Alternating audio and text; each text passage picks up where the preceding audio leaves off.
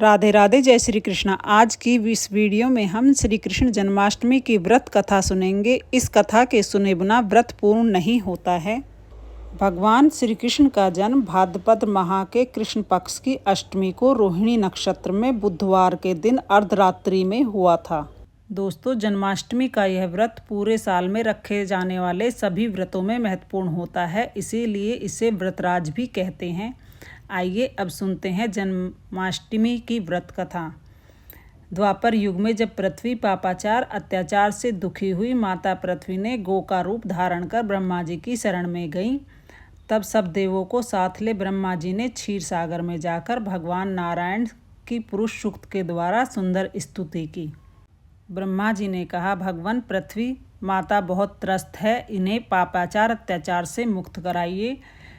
तब भगवान जी ने आदेश दिया, मैं वसुदेव के यहाँ देवकी के गर्भ में अवतार लूँगा, आप लोग भी ब्रज में अवतार लो और मेरी लीला में सहयोगी बनना।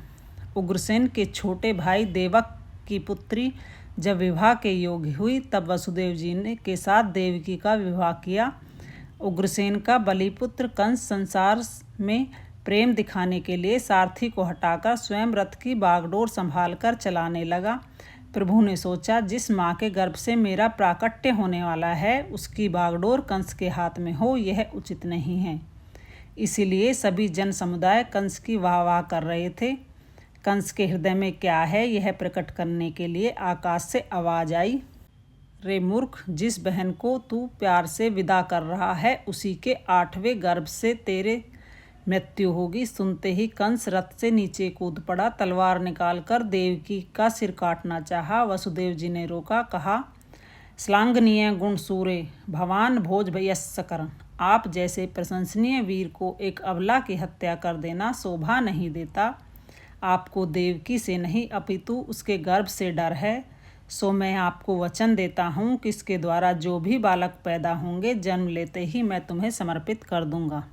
तब आपकी जो इच्छा हो सो करना। वसुदेव की बात का विश्वास करके कंस ने देवकी को छोड़ दिया। भगवान ने शेष एवं धर्मपत्नी से कहा, अब अवतार का समय आ चुका है। वासुदेव ने 6 पुत्रों को कंस के हाथों में सौंप चुके हैं, अब वे मारे भी जा चुके हैं। भगवान ने महामाया को आदेश दिया, देवकी के गर्भ को नंद जी के यहाँ ब्रज में रोहिणी के गर्भ में स्थापित करो तथा तुम यशोदा के गर्भ से जन्म ग्रहण करो, और मैं भी आ रहा हूँ।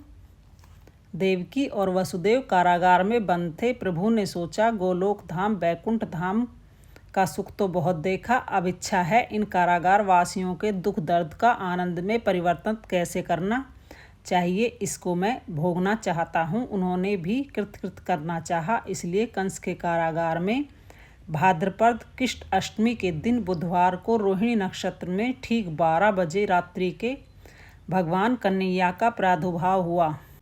बोलिए बाल कृष्ण लाल की जय, कृष्ण कन्हैया लाल की जय।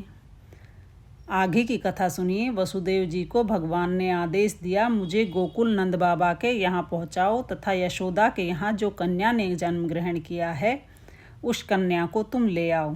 वसुदेव जी सूप में लेकर चले तो सब ताले खुल गए, सब सैनिक सो गए। यमुना मैया ने मार्ग दे दिया, पानी की हल्के हल्के बूंदें पड़ रही थी। शेषनाग ने अपने फनों की छाया देकर भगवान को कृतकृत किया। यहाँ गोकुल में भी सब सोए हुए थे। वसुदेव जी ने यशोदा के पास जाकर कृष्ण को सुलाकर कन्या को लेकर आ गए। संसार में वास्तविक चमत्कार दिखाई दिया। प्रभु के आते ही सब बंधन ताले खुल गए और महामाया के आते ही बंधन ताले पुनः लग गए। कन्या कारागार में पहुंचते ही तेजी से रोई, सब जाग गए। कंस को पता चला। कंस ने आकर देवकी के हाथों से कन्या को छीन पत्थर पर मारा। कन्या उसके हाथ से छूटकर सिर पर लात मारकर आकाश में अष्टभुजी देवी के रूप में परिणित हुई और कहा, कंस, मेरे को मारने से क्या लाभ, तेरे शत्रु का तो प्रादुर्भाव हो चुका है। इस प्रकार से दूसरे दिन गोकुल में जब भगवान का दिव्य जन्मोत्सव मना गया, ब्रज में भगवान श्री कृष्ण नित्य ही नई लीला करते हुए 11 वर्ष 56 दिन के होते होते कंस का उद्धार किया। कंस के मारने के पश्चात माता पिता को प्रणाम करने गए। प्रेम विभल माता पिता आनंदातिरेक में मग्न थे। प्रजा जय जयकार कर रही थी। सबने प्रार्थना की, प्रभु आपको जन्मोत्सव न मना सके, अब आप वरदान दें। तब श्री कृष्ण भगवान ने वरदान दिया और कहा, जन्मदिन के समय मेरी ब्रज लीलाओं के चित्र दीवारों पर लिखने या लगाने चाहिए। एक सूतिका गृह बनाना चाहिए जिसमें माँ देवकी, बालक कृष्ण हों तथा अन्य सब हों। सबका पूजन करना चाहिए।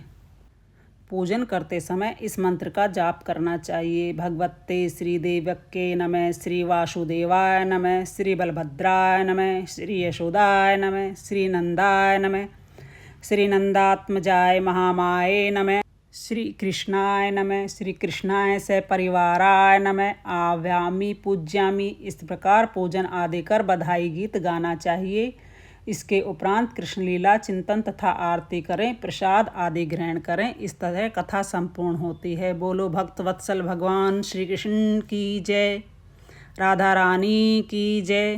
राधे राधे।